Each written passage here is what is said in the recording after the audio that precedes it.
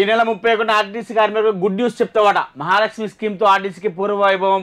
మంత్రి పొన్నం అంటూ ఒక వార్త అయితే చూస్తున్నాం. ముఖ్యంగా అంటే గతంలో బీఆర్ఎస్ ప్రభుత్వం కాస్త ఎన్నికల హడావుడిలో ఆర్టీసీ కార్మికులందరికీ కూడా, ఆర్టీసీ ఉద్యోగులందరినీ కూడా గవర్నమెంట్ చేస్తున్నట్టుగా, ముఖ్యంగా పర్మనెంట్ చేస్తున్నట్టుగా వారికైతే చెప్పింది. వారందరికీ కూడా ఫైల్ కూడా అంతా కంప్లీట్ అయ్యి ఎన్నికల ముందునే దాన్ని ఆపడం జరిగింది. ముఖ్యంగా ఎందుకంటే ఎలక్షన్స్ తర్వాత దీన్ని చేయాలనే ఉద్దేశంతో వాళ్ళు దాన్ని ఆపి కాస్త ఎలక్షన్స్కి వారిని, అలాగే 49,000 మంది పైగా ఆర్టీసీ కార్మికులు అయితే ఉన్నారు, ఆర్టీసీ ఉద్యోగులు అయితే ఉన్నారు.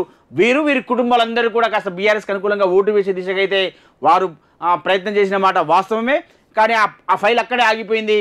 కానీ ఆ ఫైల్ని ఇప్పుడు వచ్చిన ఈ కాంగ్రెస్ ప్రభుత్వం దాన్ని ముందుకు తీసుకెళ్ళి ఈ నెల 31 వరకు ఆర్టీసీ కార్మికులకి గుడ్ న్యూస్ చెప్పే అవకాశం ఉందన్నట్టుగా తెలుస్తుంది. ముఖ్యంగా వారిని పర్మనెంట్ చేస్తే కాస్త ఆర్టీసీ కార్మికులందరూ కూడా కండక్టర్లు, డ్రైవర్లు, అలాగే అక్కడ పనిచేసే ఆర్టీసీ సిబ్బంది, ఇక ఆర్టీసీ సంబంధించిన ప్రతి ఒక్కరికి నిజంగా రెగ్యులైజ్ అయ్యి వారు గౌరవ వేతనం కనుక పొందితే వారు చాలా ఆనందపడతారు. వారు దానికోసం 1000 కళ్ళతో ఎదురు చూస్తున్నారు. ఆ పాపం చాలని జీతాలతో చాలామంది డ్రైవర్లు, కండక్టర్లు, అలాగే ఆర్టీసీ సిబ్బంది కూడా చాలా ఇబ్బందులు పడుతున్నారు. చాలా కష్టపడే ఉద్యోగం, అది చాలా కష్టంతో కూడుకున్న ఉద్యోగం. కాబట్టి వారికి వెంటనే ప్రస్తుత కాంగ్రెస్ ప్రభుత్వం అయినా సరే న్యాయం చేసి వారిని రెగ్యులరైజ్ చేసి వారి ప్రభుత్వంలో చేర్చుకుంటే వారు కాస్త ఆనందాన్ని అయితే వ్యక్తం చేస్తారు. దానిపై త్వరగానే మీరు ఒక గుడ్ న్యూస్ చెప్పాలని మేము కూడా కోరుకుంటున్నాం మంత్రి పొన్నం ప్రభాకర్ గారు.